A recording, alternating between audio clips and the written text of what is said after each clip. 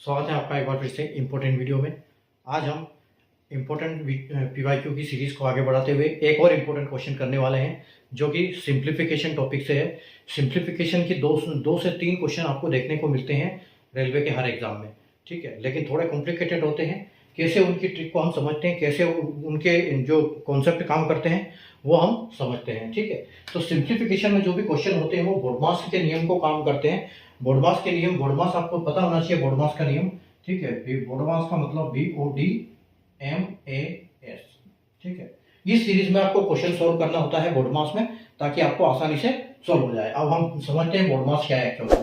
तो बोडमास यानी कि जो बी है ये होता है ब्रैकेट का, ठीक है। तो अगर ब्रैकेट है तो सिंप्लीफिकेशन के क्वेश्चन में सबसे पहले ब्रैकेट का अंदर का जो क्वेश्चन नंबर है उनको सॉल्व किया जाएगा।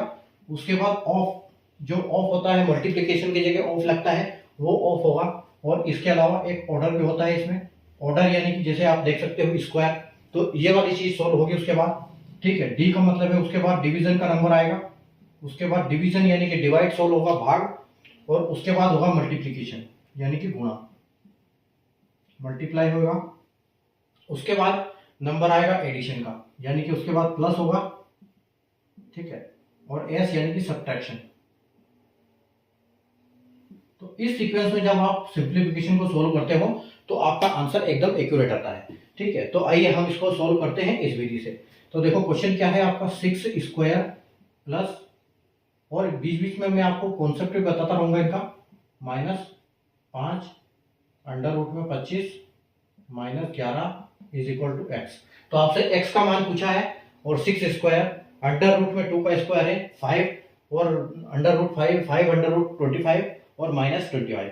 तो देखो अब यहाँ पर ब्रैकेट तो है नहीं हमारे पास, तो हमको ब्रैकेट से कोई मतलब नहीं। अब हमारा यहाँ ब्रैकेट हमारे पास है नहीं, तो ऑफ है, ऑफ नहीं ऑर्डर है यहाँ पर, ठीक है। तो ऑर्डर है, यहाँ पर भी है, यहाँ पर भी है, यहाँ पर भी है।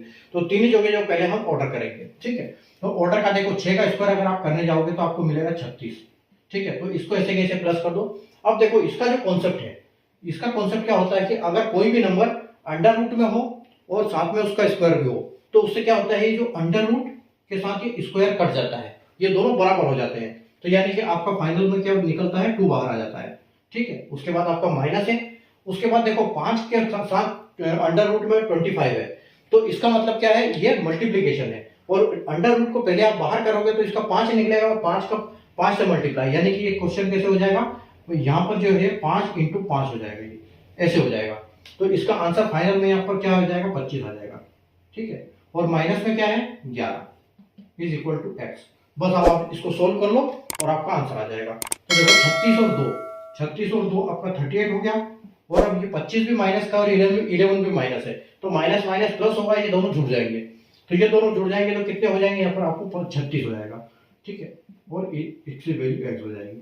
तो 38 में से जब 36 माइनस हो जाएगा तो आपका जो आंसर है वो क्या आ जाएगा, 2।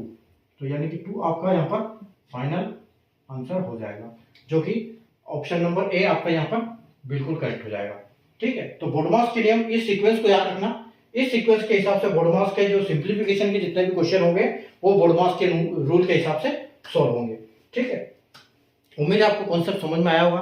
तो चैनल को सब्सक्राइब कर लीजिए, बेल आइकन को ऑल पे प्रेस कर लीजिए, वीडियो को लाइक और शेयर करना बिल्कुल ना भूलें, ठीक है। मिलते हैं अगले वीडियो में एक नए कॉन्सेप्ट के साथ, एक अपनी इंपॉर्टेंट पीवाईक्यू की सीरीज को आगे बढ़ाते हुए। तब तक के लिए गुड बाय, टेक।